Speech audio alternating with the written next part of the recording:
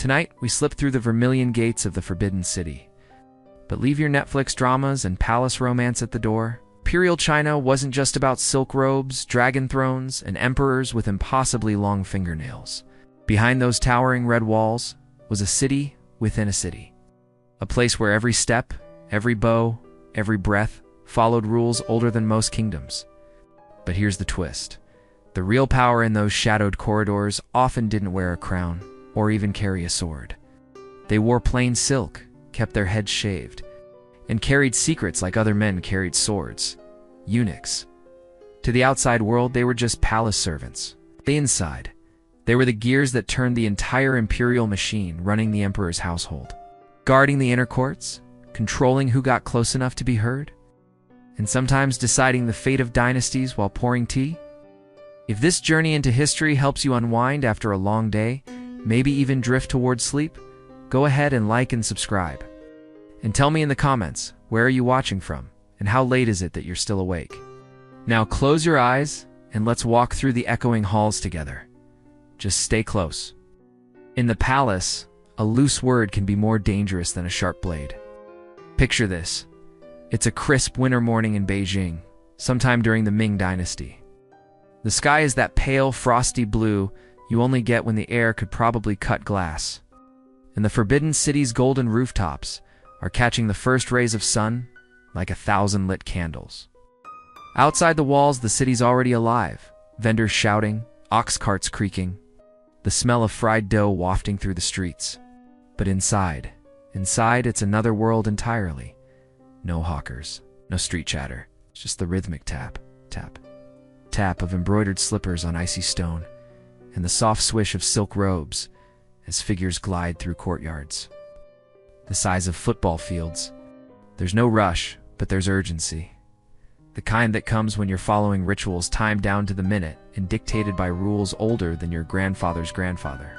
The Forbidden City wasn't just a royal residence.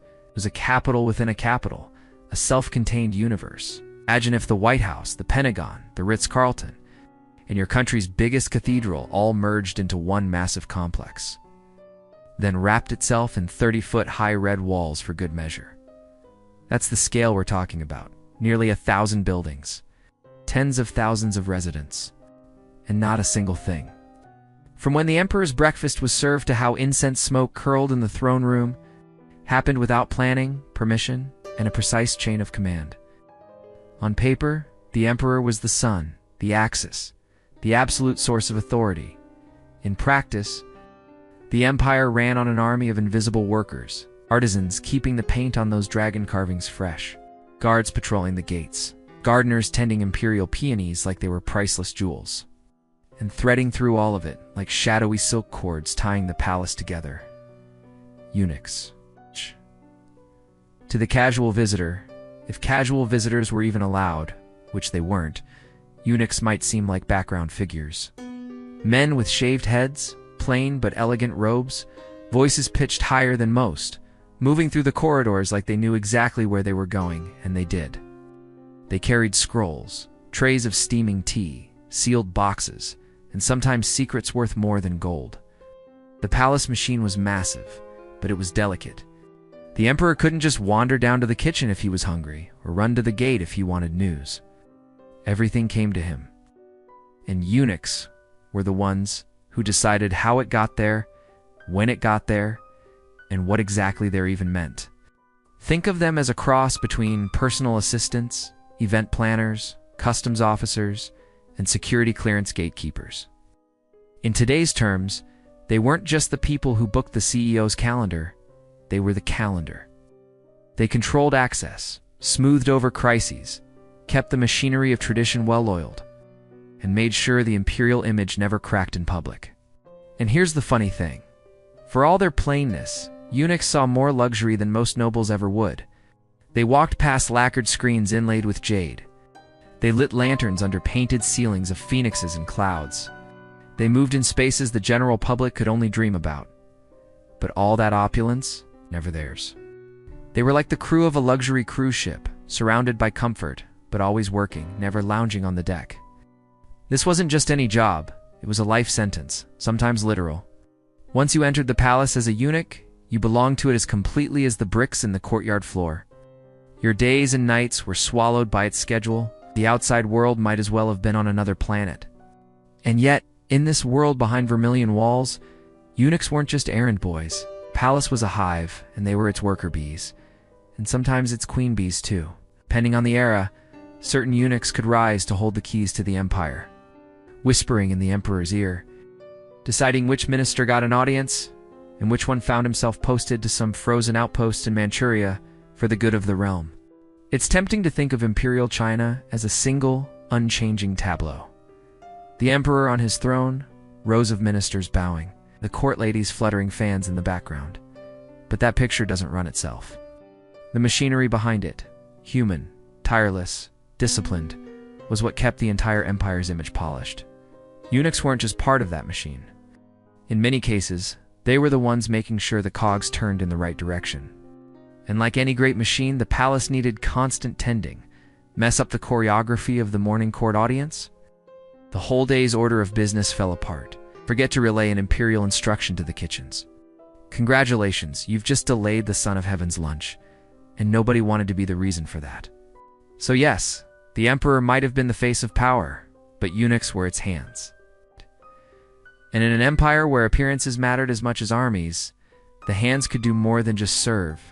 They could steer. Of course, none of this explains the biggest question. Why entrust so much influence to people who, by definition, were cut off from family and legacy? Why not just hire ministers from noble families, or soldiers from loyal clans? That's where the imperial logic gets interesting. Because in the emperor's eyes, the very thing that defined eunuchs, their lack of heirs, was the reason they could be trusted with the empire's most delicate business, at least in theory. And that theory would shape centuries of palace politics, for better and sometimes spectacularly for worse. So here's the question.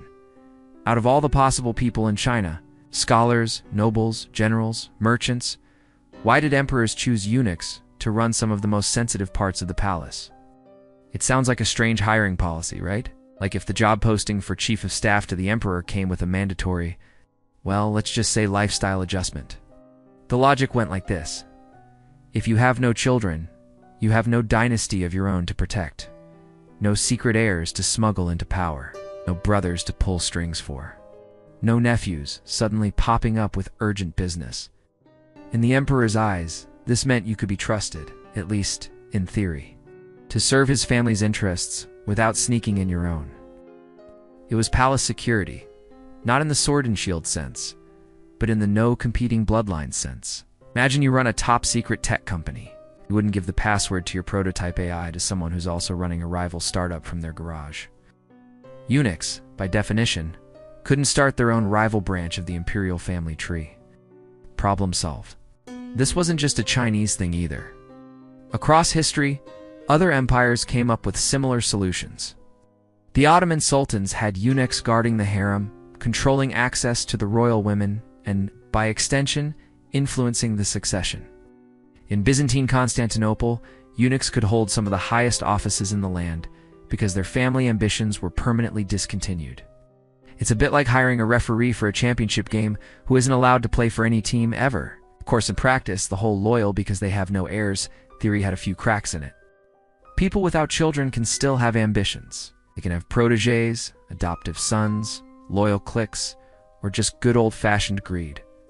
And in the labyrinth of palace politics, loyalty could bend, stretch, or snap completely. But from the emperor's perspective, eunuchs were the perfect in-house servants. They lived inside the palace so they could be monitored. They owed their entire livelihood to the court. They couldn't marry into powerful clans to form dangerous alliances. And this part is important. They were completely dependent on the emperor's favor for survival. Dependency, after all, was its own form of control. Now, this favor economy inside the palace worked a lot like office politics today. Just with higher stakes and better furniture, impress the boss, and you might be promoted to oversee the imperial seal or manage the emperor's private treasury. Displease him, and you might find yourself reassigned to cleaning lantern wicks in the farthest courtyard during winter. For the emperor's eunuchs were also incredibly convenient middlemen. Imagine you're the ruler of the most populous country on earth, and you want to keep an eye on the ministers outside the palace walls. You can't exactly run down to the Ministry of Revenue yourself, but you can send a trusted eunuch with your orders, someone who owes you everything and has no political base except you. They're your messenger, your spy, and your auditor rolled into one. And here's where it gets really interesting.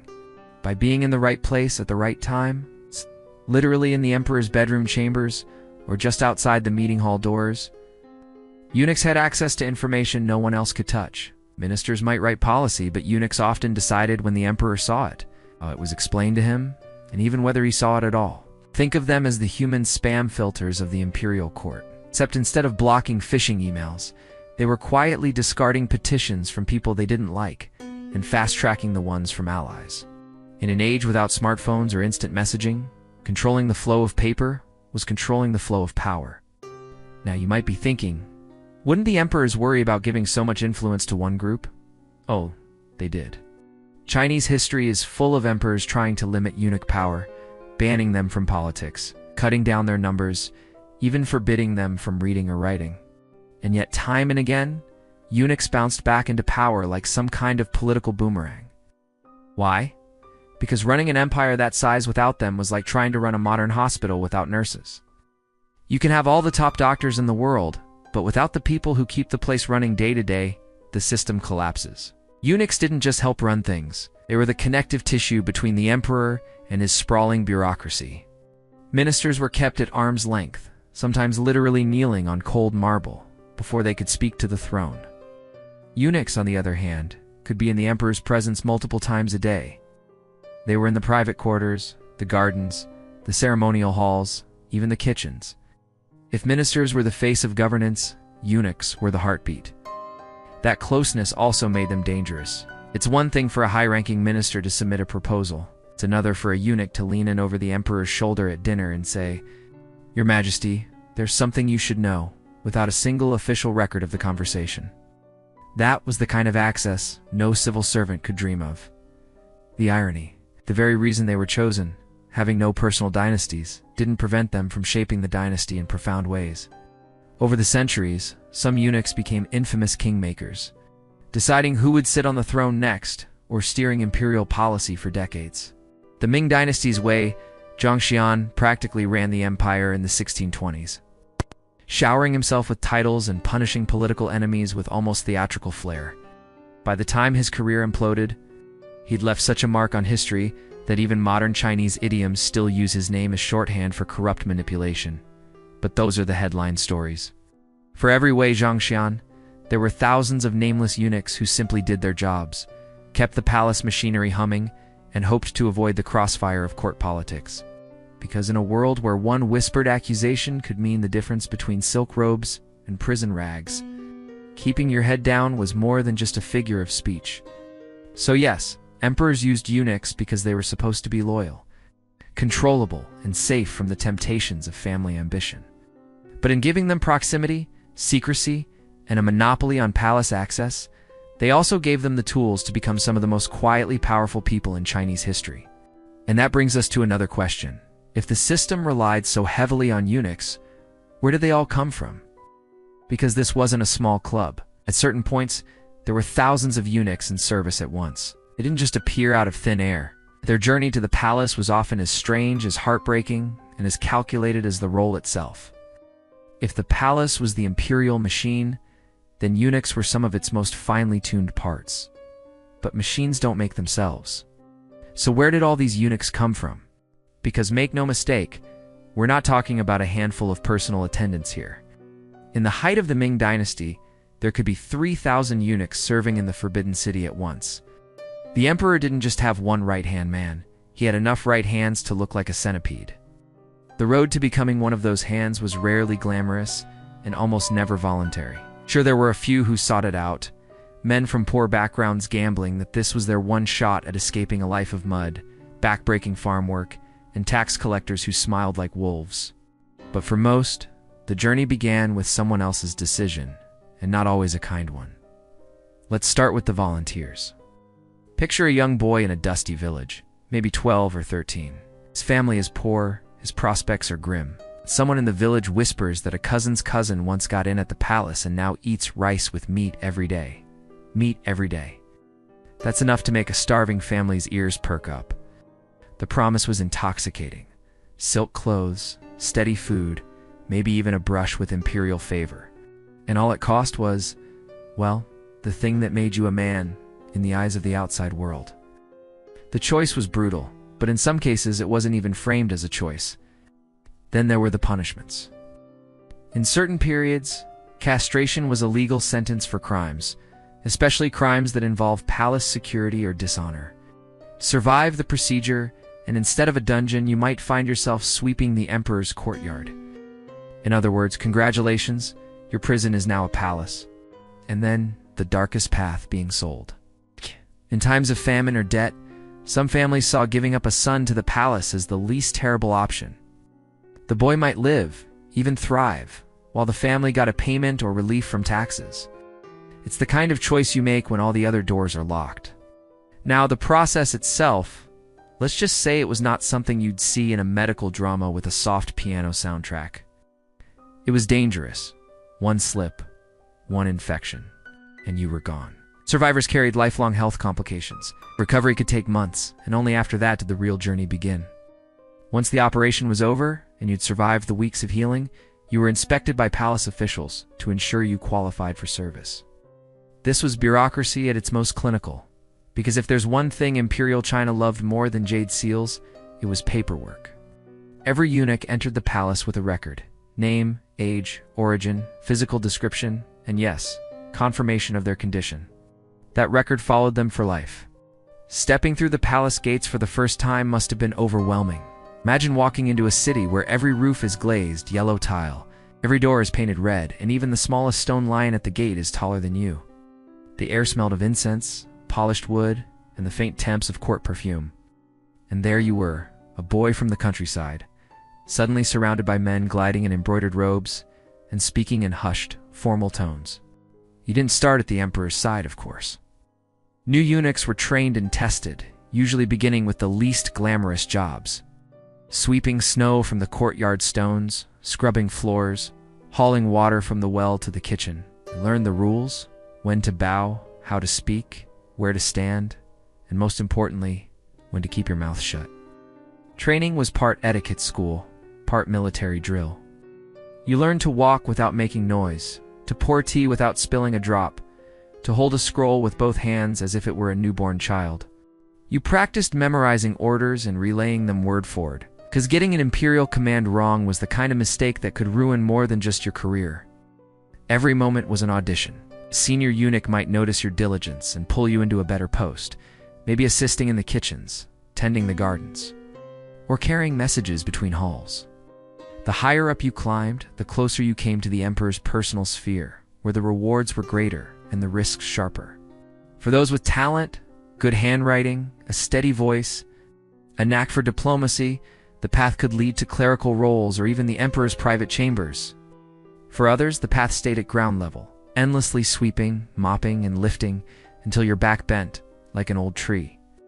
But here's the thing. Even the lowest eunuch in the palace was still in the palace. You had a roof over your head, meals from the imperial kitchens, and clothes far finer than what you'd have worn in your village. And on lucky days, you caught glimpses of the spectacle. Silk-draped processions, court dances, visiting dignitaries, bringing gifts from distant lands. Did you belong? Not really. But you were part of the machine now, and once you were in, there was no going back. The outside world faded into a memory, replaced by the rhythm of the court, the morning drum, the evening bell, and the constant shuffle of feet on polished stone. And somewhere deep in the back of your mind, a question might start to grow. If I can't leave this place, can I learn to rise within it? Because in the Forbidden City, survival wasn't just about obeying orders. It was about learning the hidden map, who to trust, who to flatter, and when to disappear into the shadows. So for some eunuchs, that map would lead to power far beyond what any village boy could have imagined. But before that power came, there was the day-to-day reality. The grind that kept the palace spotless, the ceremonies flawless, and the emperor's life perfectly choreographed. Which brings us to the real heart of it. What was life like inside the palace walls, from sunrise to the last flicker of the lanterns? Forget your alarm clock. The Forbidden City, Your wake-up call came long before sunrise, and when the night sky was still thick with stars and the air bit like cold iron. For a eunuch, the day started when the palace drums beat the first watch signal, echoing off the red walls. You didn't wake up slowly. You sprang up, because moving too slowly could mean being noticed, and in the palace, being noticed was rarely a good thing.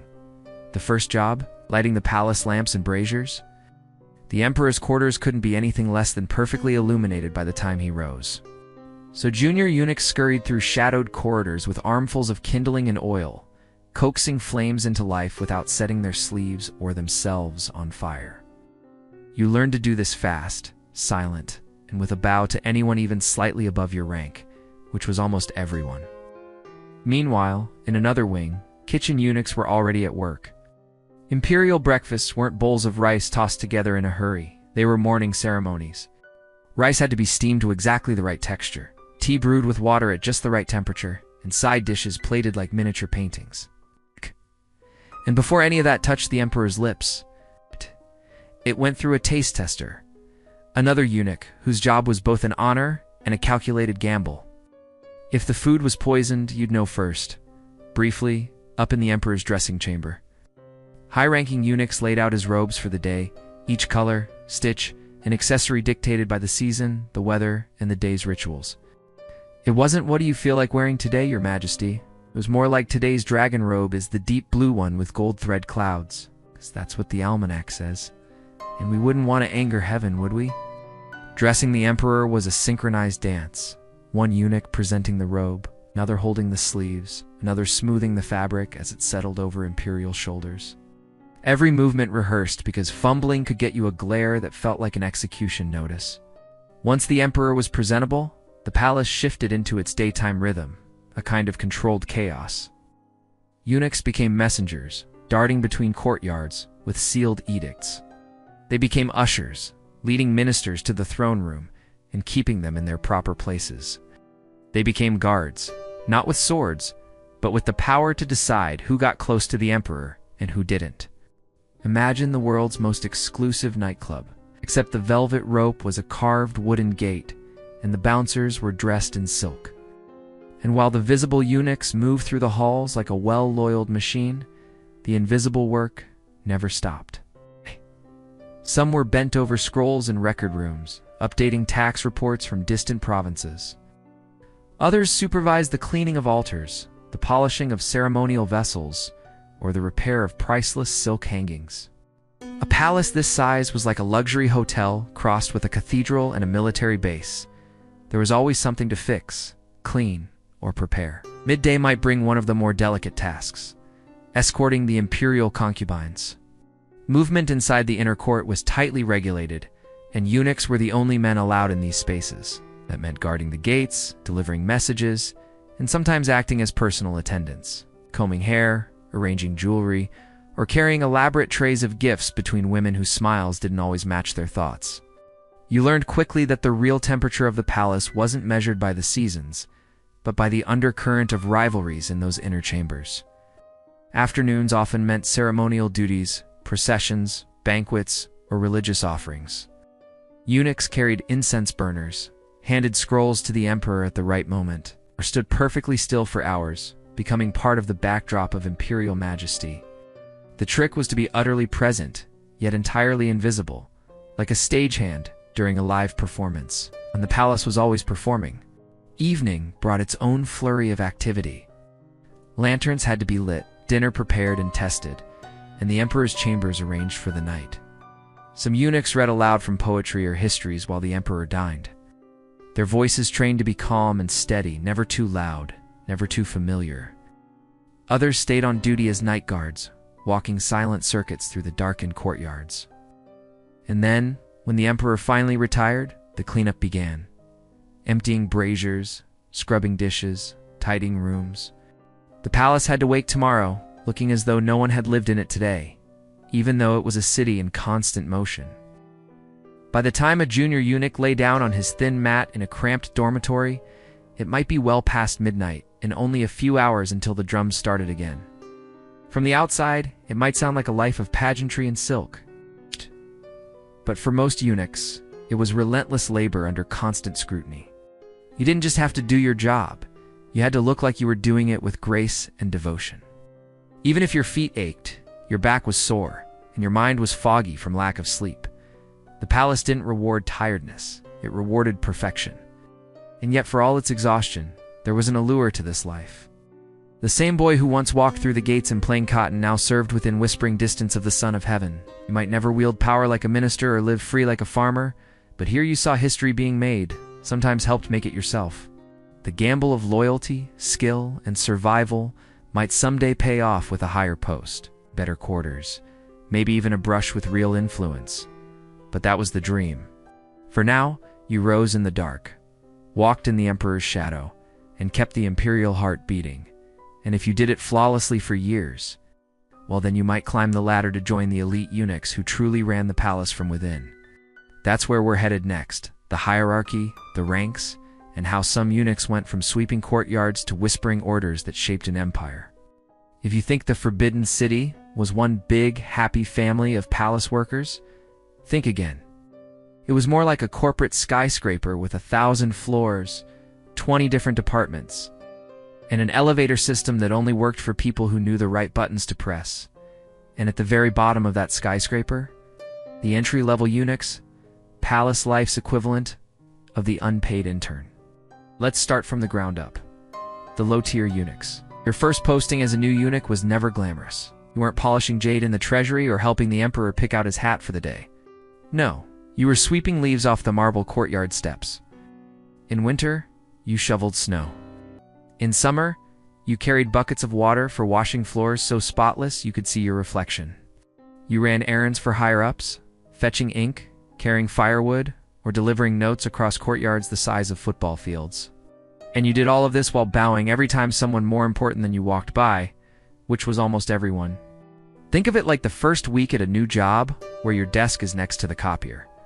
Except the copier is 100 meters away and someone's yelling at you to run faster with the paper.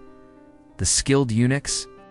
If you survived long enough to prove you could follow orders without spilling tea or accidentally looking the wrong way at a concubine, you might be promoted to a specialized role. These were the palace's skilled tradesmen, the scribes who copied imperial decrees with perfect brushstrokes, the chamberlains who oversaw storerooms, the overseers who managed entire palace workshops. The Forbidden City had an in-house production line for just about everything.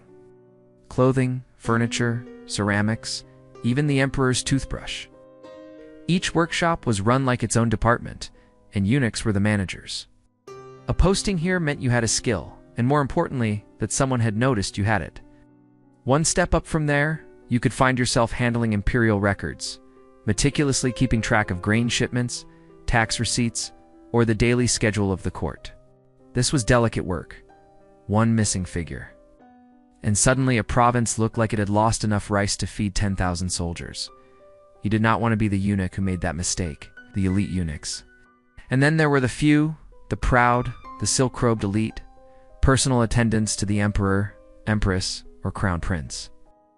These eunuchs were the inner circle, trusted enough to stand in the same room while the emperor bathed, dressed, ate, or held court. Some served as the emperor's voice, carrying orders that could raise armies or topple ministers. Others managed the private treasury, controlled the emperor's schedule, or supervised the imperial kitchens. At this level, your job was less about scrubbing floors and more about managing access to the emperor's time, his mood, and sometimes even his thoughts. It was the palace equivalent of being the CEO's chief of staff, personal assistant, and press secretary rolled into one. Except the CEO was considered a divine ruler, and one bad day could cost you more than your job. Beyond rank, there was specialization. Some eunuchs became masters of music, performing at court banquets and religious ceremonies. Others were experts in calligraphy, painting, or poetry, creating works to please the emperor and impress visiting dignitaries. There were eunuchs, trained in medicine, tending to the imperial family's health. And there were eunuchs who specialized in, let's call it, information management, a polite term for espionage.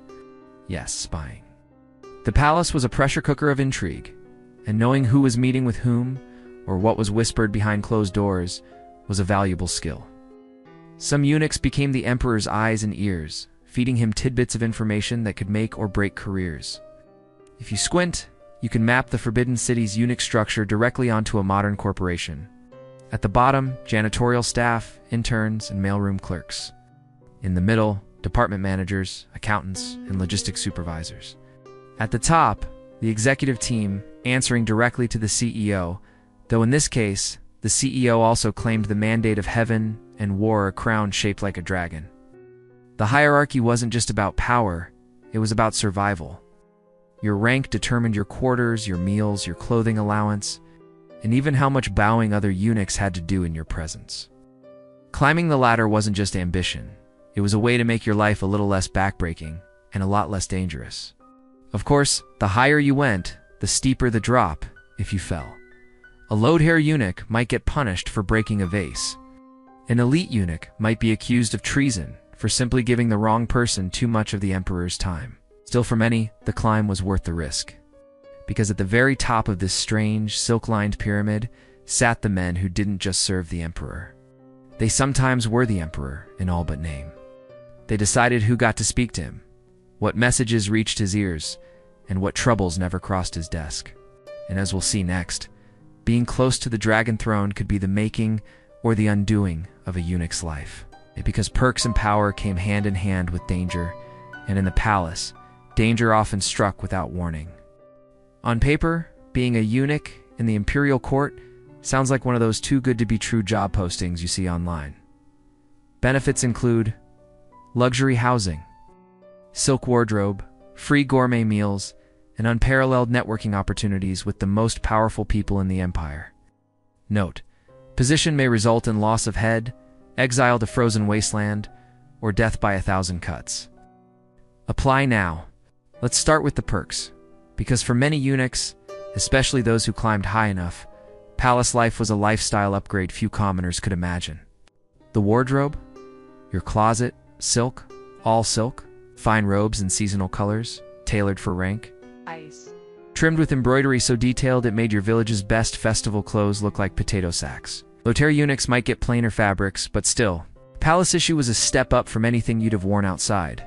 Elite eunuchs? They could strut in robes with golden thread and cloud patterns that practically shouted, "I'm important enough to stand next to the emperor." The food.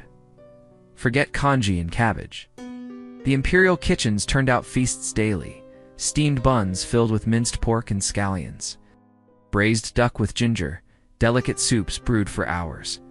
Eunuchs assigned to kitchen duties might sneak a bite here or there, though getting caught could mean trouble.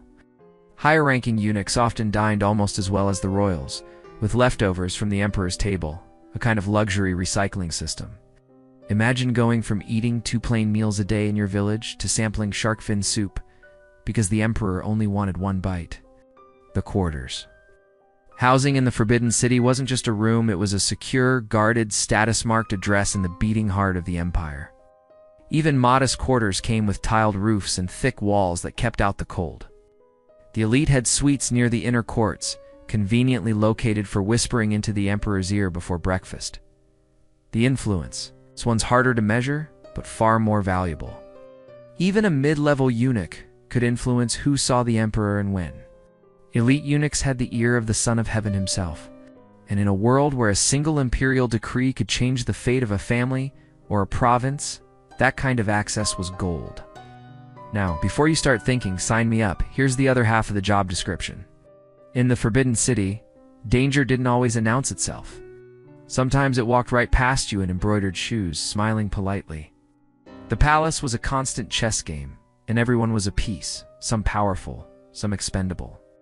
If you backed the wrong faction during a succession dispute or sided with a minister who fell out of favor, you could find yourself reassigned to the imperial stables in the dead of winter in Manchuria. And that was the merciful version. The term court intrigue sounds like a board game, but in the Ming and Qing courts, it could mean actual knives. Eunuchs who rose too fast, spoke too freely, or held too much sway often met sudden ends. Poisoned wine, mysterious illnesses, or the dreaded midnight arrest. If the emperor made a bad decision, say a failed military campaign or a famine response gone wrong, it was politically convenient to blame the eunuchs. You might go from honored servant to public enemy overnight. Few unlucky souls were executed, not for what they did, but for what they represented. The emperor's own failings. Modern workers complain about micromanaging CEOs. Imagine a boss who not only micromanages your every move, but also holds absolute legal authority over your life and death. No complaints desk, no appeals, no union rep. If you accidentally offended him, wrong tone, wrong robe color, wrong face at the wrong time, you could lose everything in a heartbeat. One of the cruelest truths of palace life was how quickly fortunes could reverse. You could be the emperor's most trusted attendant today and scrubbing latrines tomorrow. Wei Zhongxian, one of the most powerful eunuchs in Ming history, controlled ministers, armies, and the imperial budget until a new emperor came to power and forced him to commit suicide. The higher you climbed, the thinner the air, and the sharper the drop. Palace walls were high, but privacy was low. Every glance, every word, every gesture was noticed by someone. Even friendship was dangerous. Getting too close to a concubine could invite suspicion, no matter how innocent. In the palace, innocent was a luxury no one believed in, so why would anyone stay? Why would anyone risk all that just for silk robes and duck soup? Because the Forbidden City wasn't just a place, it was a stage. For many eunuchs, it was the only stage where they could matter, where they could shape history from the shadows. Power, even borrowed power, was intoxicating. And for some, the gamble paid off spectacularly. The next part of our journey looks at those rare eunuchs who didn't just survive the court's dangers, they ran it, bending the empire's politics, armies, and destiny to their will. Men who, for a time, wore invisible crowns. If you think a eunuch's job description was limited to folding robes and serving tea, history has some plot twists for you. Because in certain chapters of Imperial China, eunuchs weren't just palace staff, they were the palace itself. Ministers feared them, generals obeyed them. And in a few extraordinary cases, emperors themselves were more figurehead than ruler. With the real power walking around in soft silk shoes and a shaved head, how does a man, officially sworn to serve, cut off from family, positioned in a job designed to limit his political ambitions, end up running the empire? The answer is equal parts access, timing, and the peculiar chemistry of absolute monarchy. The palace was a fortress of ritual, and the emperor was its most protected treasure. High ministers might get an audience once or twice a week, but an elite eunuch, he saw the emperor every single day. At dawn, he was there to help the Son of Heaven into his ceremonial robes. At night, he might deliver a bedtime report. That constant presence was like having your own political backstage pass, only you weren't just watching the show, you were whispering to the star. Wei Zhongxian, the most infamous eunuch of the late Ming dynasty, mastered this proximity game. He didn't just bring the emperor tea, he brought him loyalty, flattery, and the soothing idea that he could handle the messy details, so His Majesty could focus on more pleasant pursuits. Before long, Wei was handling everything: appointments, military orders, even the fates of rival ministers. Imagine a royal butler quietly taking over the prime minister's office, and nobody stopping him because, well, he also chooses the emperor's pajamas. When the emperor's too young or too distracted, some of the biggest openings for eunuch power came during transitions. When a boy emperor took the throne, when an emperor was ill, or when he was simply more interested in poetry, hunting, or building the world's largest rock garden than in running the state. Lu Jin, another legendary Ming eunuch, thrived in just such a gap. He controlled access to the emperor so completely that foreign envoys had to bribe him before they could present their credentials. Ministers called him the Gate because nothing got to the throne without passing through him. If you're picturing this like a TV show, imagine the West Wing. And instead of the chief of staff being an elected official, he's your boss's live-in, lifelong servant. And he's decided the only policy meetings worth having are the ones he personally benefits from. Some eunuchs even took their influence beyond palace walls and into military matters. Normally, eunuchs weren't supposed to command troops. Confucian scholars argued it was improper. But improper often loses to necessary in times of crisis. Trusted eunuchs were sent as imperial envoys to supervise campaigns, ensure generals stayed loyal, and sometimes to lead troops outright. Of course, there were complications. Eunuchs often lacked formal military training, and their battlefield decisions could be disastrous. But the very fact they were allowed to meddle in military affairs at all shows just how high their political capital could climb. Outside the palace, the image of the powerful eunuch was a mix of awe and resentment. Commoners feared their influence, gossiped about their corruption, and told cautionary tales about their greed. In Mingyira street plays, eunuchs were often cast as scheming villains, silk-robed spiders spinning webs around a hapless emperor. Yet it wasn't always simple hatred. Some eunuchs used their power to fund public works, restore temples, or even reduce taxes in famine years. Like any high official, they could be good, bad, or somewhere in the murky middle. But unlike ministers with family names and ancestral halls, eunuchs left no heirs to defend their reputations, so history often remembers them through the ink of their enemies. For all their influence, the reign of a powerful eunuch was almost always temporary. Sooner or later, a new emperor, a rival faction, or a shifting tide of public opinion would turn on them. When that happened, the fall was rarely gentle. Wei Zhongshun went from ruling the Ming court to hanging himself in exile. Lu Gin's career ended on the executioner's block. His fortune seized, his name cursed. It's the kind of irony palace life specialized in. The closer you got to the throne, the easier it was for the throne to crush you. But why did emperors allow it? That's the million-tail question. Part of it was trust. Eunuchs had no bloodlines to pass power to, so emperors felt safer handing them sensitive tasks. Part of it was convenience. Why wrangle ministers in a formal audience when your trusted attendant could handle the same matter while pouring your tea? And part of it, frankly, was the human tendency to delegate boring or unpleasant jobs to whoever is standing closest. So when you walk through the Forbidden City today and imagine the emperors who ruled China, remember that in some reigns, the real decisions were being made by the man standing behind the throne, the one holding the imperial seal in one hand and a feather duster in the other. And if that feels like the height of contradiction, well, the next part of our story will show you how those contradictions spilled into art, theater, and rumor, turning eunuchs into some of the most enduring characters in China's cultural imagination. Now, we're stepping into their most shadowy and frankly most terrifying role, running the empire's secret police. And not the file a report and wait for HR to process it kind of police. I mean the kind that could knock on your door at midnight, drag you into a candlelit cell, and have you confessing to crimes you didn't even know existed. Welcome to the world of the Eastern Depot and the Western Depot, two of the most feared institutions in Ming Dynasty China. Think of them as the emperor's personal intelligence agencies, but run entirely by eunuchs, reporting to no one but the Dragon Throne itself. If MI6, the FBI, and the Vatican's Swiss Guard all merged into one, and then answered only to one man in silk pajamas, you'd be close.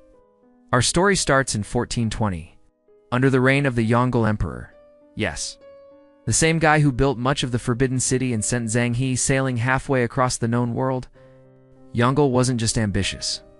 He was paranoid in the way only an absolute monarch can be.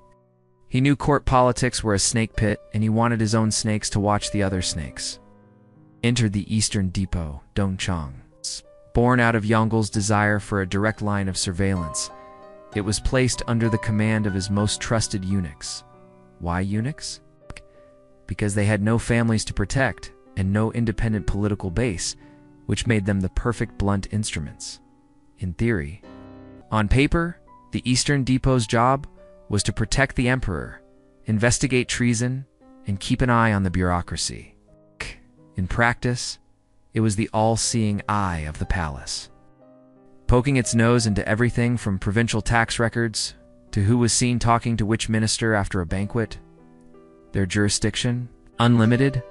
Their chain of command, one step. Report directly to His Majesty. And here's the kicker.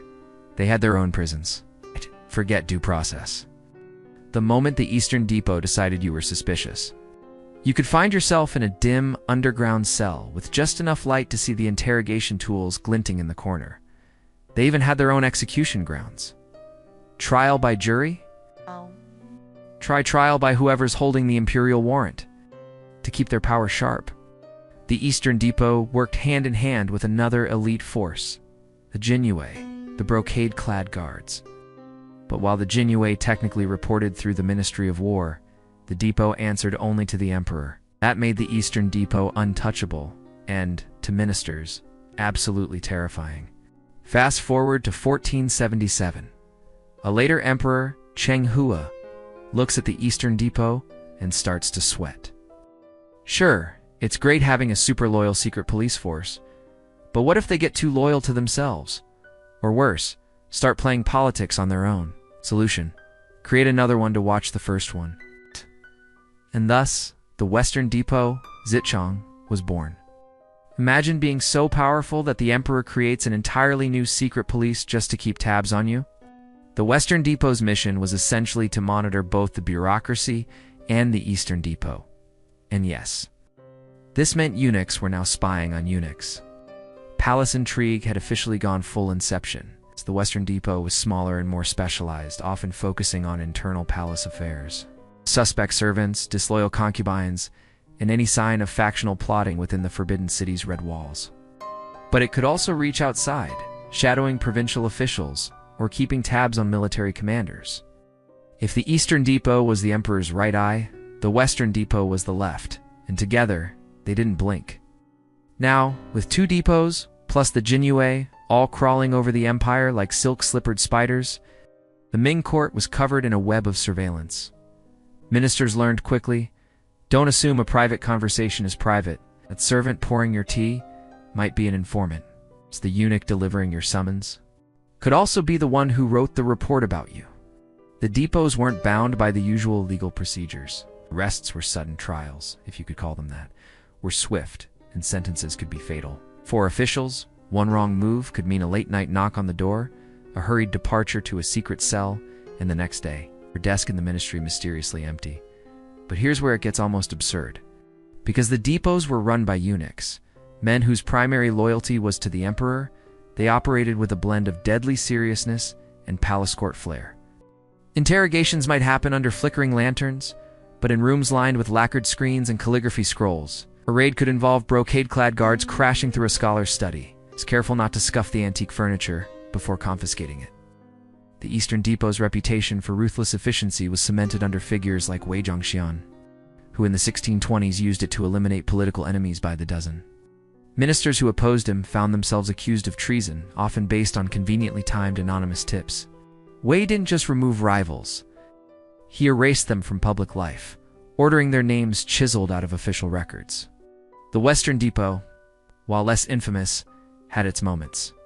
One story tells of a concubine suspected of plotting to smuggle a message to her family. The Western Depot intercepted the note, hidden in the folds of a silk fan, before it ever left the palace.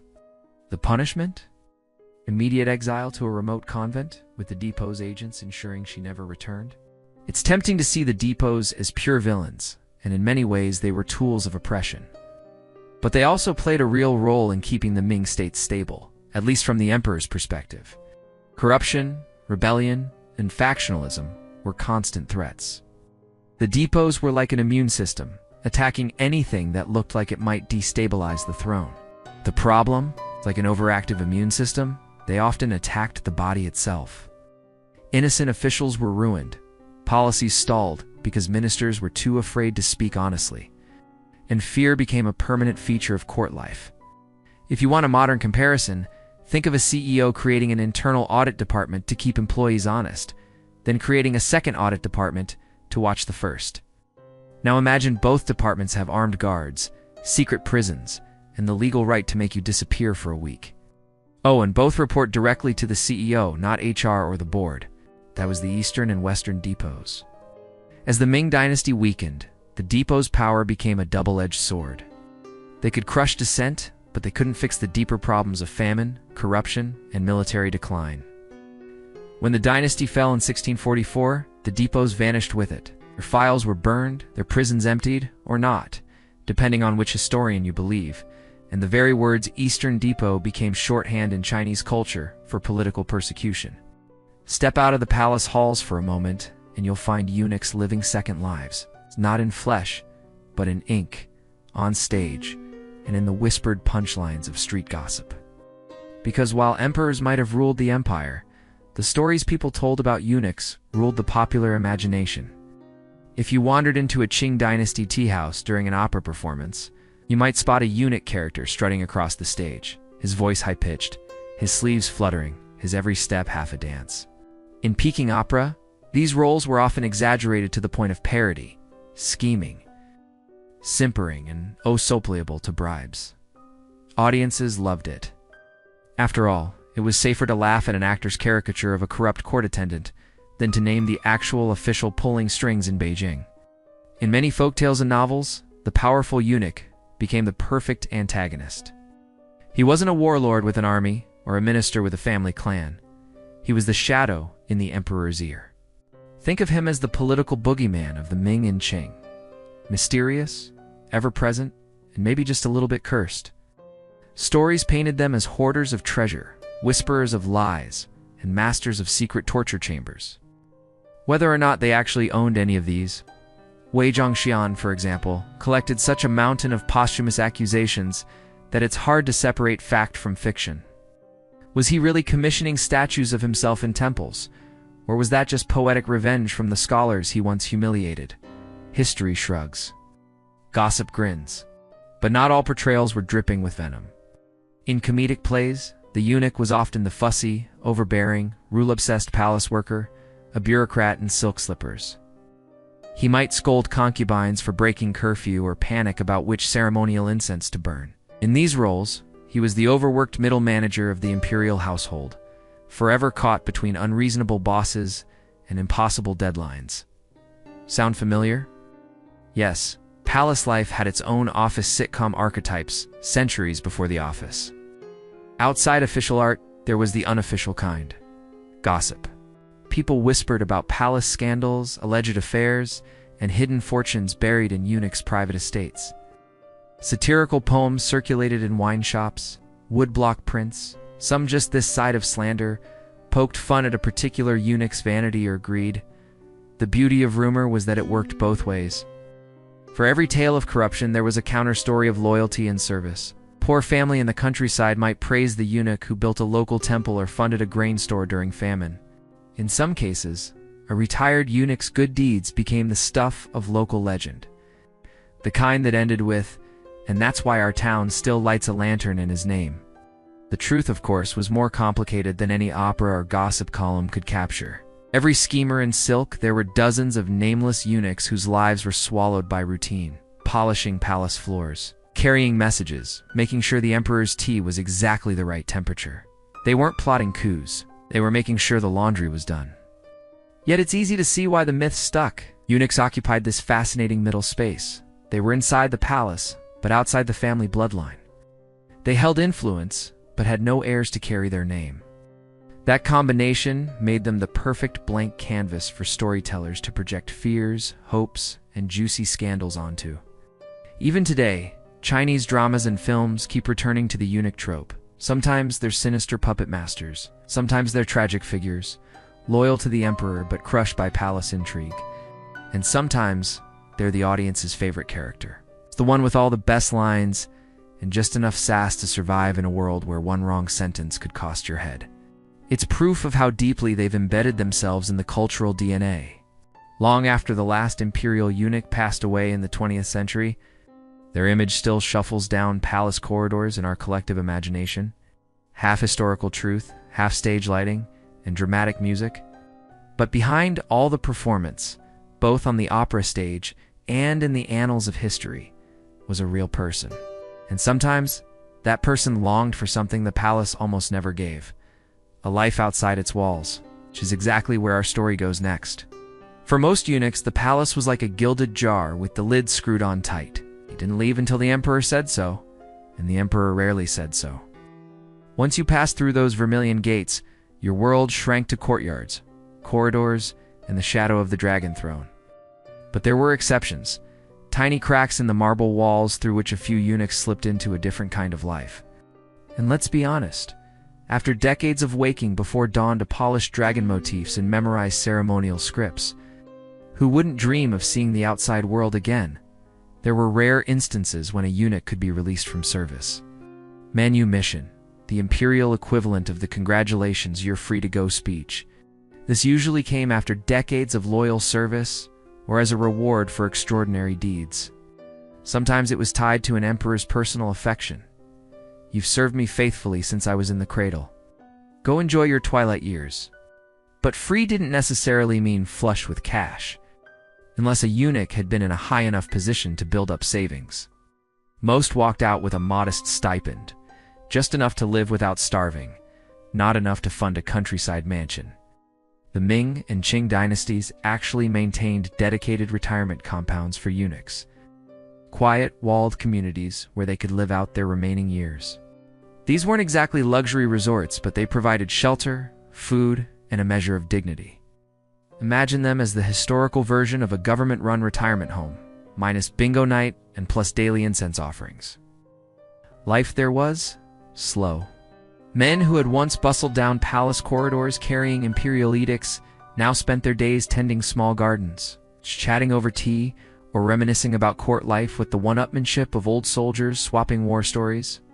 Some eunuchs, especially those who'd risen to high rank, funneled their savings into acts of public philanthropy, building temples, repairing roads, endowing schools. This was partly an act of piety, partly an investment in legacy. Without children to carry their name, their monuments became their heirs. Travel through certain parts of China, even today, and you might stumble upon a centuries-old temple with a plaque that reads something like, "Funded by His Excellency So-and-so, Palace Eunuch." It's a reminder that, stripped of their courtly trappings, many sought meaning in being remembered for more than just palace politics. A few eunuchs took a different approach to immortality, writing it all down. Their memoirs offer some of the most vivid, gossipy, and unfiltered glimpses into palace life. Without fear of imperial retribution, these retired officials could finally say what they really thought of that pompous minister, or that concubine who ran the harem like a chessboard. These accounts weren't always objective. Some were clearly attempts to settle old scores, but they're invaluable for historians. Think of them as the 17th century equivalent of a Talal documentary, part confession, part cautionary tale.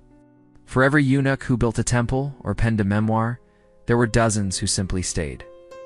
Whether from loyalty, fear, or lack of means, many remained in the palace until they died, their names recorded in household rosters and nowhere else. Even in death, their connection to the palace shaped their fate. Some were buried in communal eunuch cemeteries, others in unmarked graves within the palace grounds. Their lives had been spent in service to the emperor. Their afterlives, too, remained under imperial roofs. The institution of eunuchs faded with the fall of the Qing dynasty, but it didn't vanish overnight. The very last imperial eunuch, Sun Yaoting, died in 1996. Yes, 1996.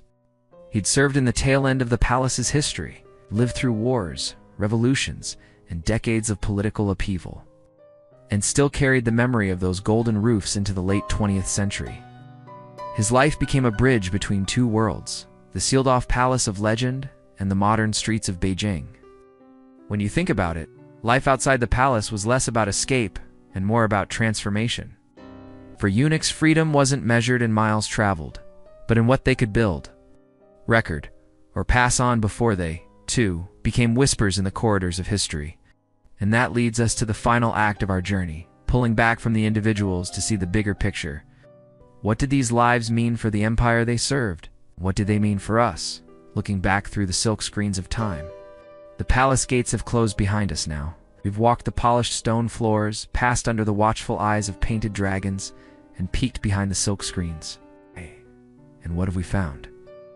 Not just emperors and their grand decrees, but the hundreds, sometimes thousands, of men without families, without heirs, without official place in the Confucian family order, who nonetheless kept the entire imperial machine humming. If the emperor was the heart of the state, the eunuchs were its bloodstream. It's unseen, unglamorous, but pumping life into every corner of the palace. They lit the lamps before dawn, carried messages through labyrinthine corridors, smoothed the robes of an anxious monarch before an audience, and sometimes whispered in ears at the exact moment history shifted course. And yet despite this, their names rarely made it into the grand annals. When history remembers a dynasty, it remembers the throne sitters, not the chair pullers. Eunuchs occupied a paradox. They could be rich beyond the dreams of their birth families, command more influence than provincial governors, and bring even haughty scholars to heel. But every privilege they enjoyed was conditional. Their rank existed only because of imperial favor, and favor was as changeable as the Beijing wind. They could be revered as loyal servants one day and accused of treason the next. In some ways, they were like modern political aides or celebrity managers. People who work so close to the powerful that they share in the glow, but have no spotlight of their own, and can be cut loose in an instant. It's easy to frame eunuchs as either villains or heroes, corrupt manipulators or selfless loyalists. The truth is far more human and far less tidy. They were people adapting to an extraordinary set of rules, trying to survive and even thrive in a system that had stripped away the most basic markers of identity. And while their personal freedoms were curtailed, their professional reach could be vast. A single eunuch could decide whether an urgent memorial reached the emperor that day or next week. He could determine which official got an audience and which one waited in obscurity. And in a system where timing was everything, such choices could change the trajectory of a kingdom. You don't need imperial robes to see the modern echoes. Think of the IT team who keep the servers running, the logistics workers who ensure food appears in supermarkets, the nurses who hold up a hospital's daily rhythm. We notice the system when it fails, but rarely the individuals who keep it from failing in the first place. The eunuchs of Imperial China were part of this eternal pattern, the indispensable, invisible workers without whom the system collapses, but whose personal stories often vanish in the shadow of great men and great events. Imagine one last time you're in the Forbidden City, not as a tourist, but as someone who belongs there. You're moving through a side corridor, your slippers whispering against the tiles. You pass an open courtyard where concubines are feeding koi. An office where clerks are bent over scrolls, a kitchen steaming with duck and ginger. You slip by unnoticed, because that's what you do best. You're everywhere and nowhere. In that moment, you realize that this palace is not just a monument to emperors, it's a monument to labor. The countless footsteps, the endless hours, the careful rituals that kept the dragon throne aloft. When history remembers emperors, it writes their names in gold. But when it remembers the people who made their reign possible, those who polished the gold, carried it, and sometimes hid it away, it writes nothing. So here's the thought to carry with you. How many times in history has the world turned on the work of people whose names we'll never know? And when our time comes to be remembered, will we be the ones in the history books, or the ones in the footnotes, or perhaps not mentioned at all?